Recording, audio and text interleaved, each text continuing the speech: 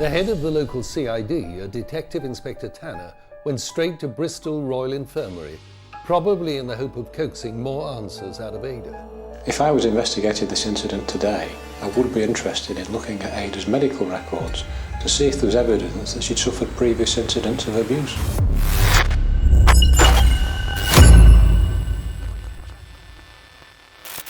Imagine discovering a secret so dark that it shatters a budding love affair in an instant.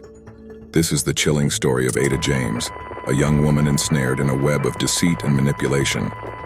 In this episode, we will take you back all the way to 1913 Bristol, United Kingdom. Watch till the end as we unravel the gripping tale of love and betrayal that turned deadly. Ada James's life in the quaint streets of 20th-century Bristol painted a picture of modest contentment. Born into a working-class family, Ada was known for her radiant smile and friendly nature. Her life seemed unremarkable, yet she was very content. She had a relationship with a furniture maker named Edward Henry Palmer, a charming and attentive man who, as she would soon discover, harbored a controlling and volatile temperament. You see, Edward, also known as Ted, had a dark past as a petty thief, which he was jailed for in 1912. This was the era when the likes of William Butt kept their ranks, their military ranks, even when the rank was as unimpressive as army captain. It was also that period between the two wars when there were far more eligible women around than there were eligible men. And it was also a very, very different time when the likes of William Butt, he was not a very pleasant man, but he would expect his wife just to put up with his philandering, just to put up with everything that he did, and the wife would probably expect no better. That's the worst of it. Upon release, he moved to Canada and wrote to Ada how they'd resume their love affair once he got back. In December that year, Ted did come back and proposed marriage. As their engagement unfolded, the initial spark of romance subtly, yet steadily dimmed.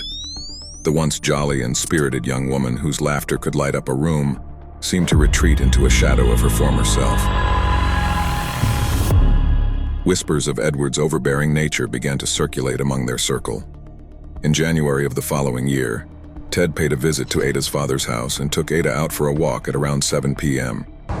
During their stroll, Palmer, freshly back from his travels, shared his intentions to journey to the West Indies, hoping to better his prospects. Ada reportedly disagreed, begging her fiancé to stay with her. This then started a heated argument. The fight raged on until Ada, filled with frustration that has been brewing over the past months, threw her engagement ring at Ted. She also threatened to tell everyone they knew that he was leaving her again in order to humiliate him. Edward did not take this all kindly. He retaliated, saying how when he's gone, she was going to have fun in town again. At this point, and without an ounce of mercy, cut Ada's throat from ear to ear. He then left her to die right there on the street. In a dark comedic twist of fate, the name of this alley was Cutthroat Lane, where a policeman finally saw her. She summoned all the strength she had to communicate with this officer. The man pulled out a pen and paper with which Ada wrote, "It was my husband," while taking what seemed like her last breath.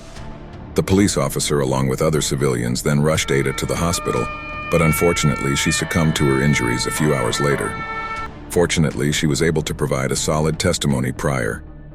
It was noted, however, that Ada did not die a virgin, something that was frowned upon at this point in time, given that she was yet to get married.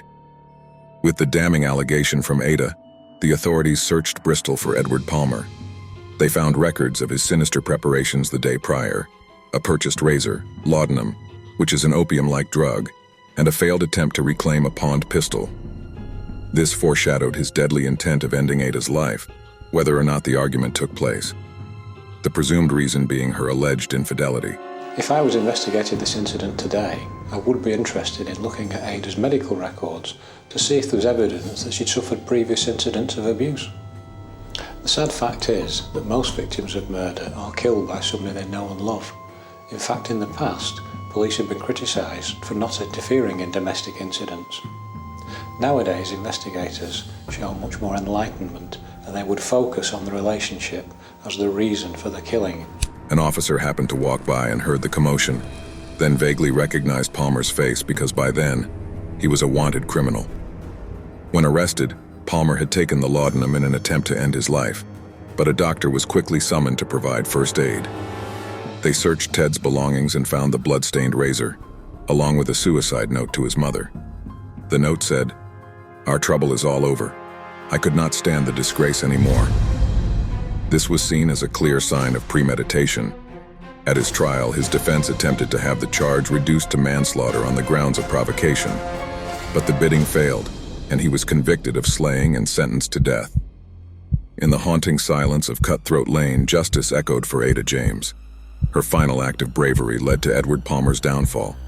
As the noose tightened, a grim chapter closed, marking an end to a tale of love betrayed and a life taken too soon. Thank you for watching.